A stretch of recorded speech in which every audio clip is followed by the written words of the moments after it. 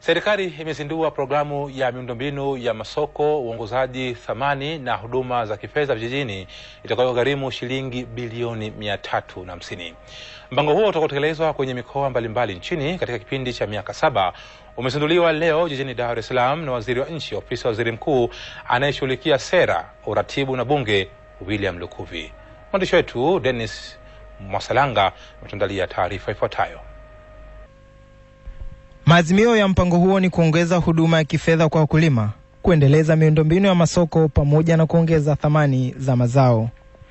Hatua hiyo inaonekana kutoa majibu ya kilio cha muda mrefu cha wakulima ambao wamekuwa wakilalamikia kupuuzwa licha ya kuchangia 95% ya chakula nchini, inabainishwa kwa mapana na Waziri Lukuvi.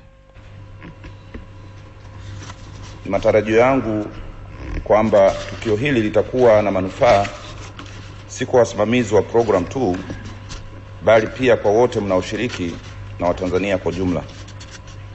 Naamini kuwa ushiriki wenu utatoa mchango mkubwa katika kuboresha mbinu za utekelezaji ili kufikia malengo yaliyopangwa.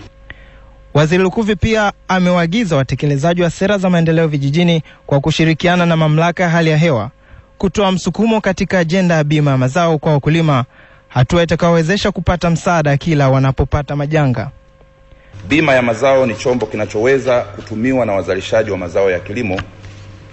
Mpango huu wa serikali unaotarajiwa kutekelezwa kati ya mwaka wa fedha wa 2010-2011 na 2017-2018 umekuja wakati nchi kabiliwa na tatizo la kushuka kwa thamani ya shilingi, pamoja na sekta ya kilimo inayochangia 77% ya ajira kwa Watanzania ikiwa katika hatari ya kuathirika zaidi. Dennis Mwasalanga, Star TV.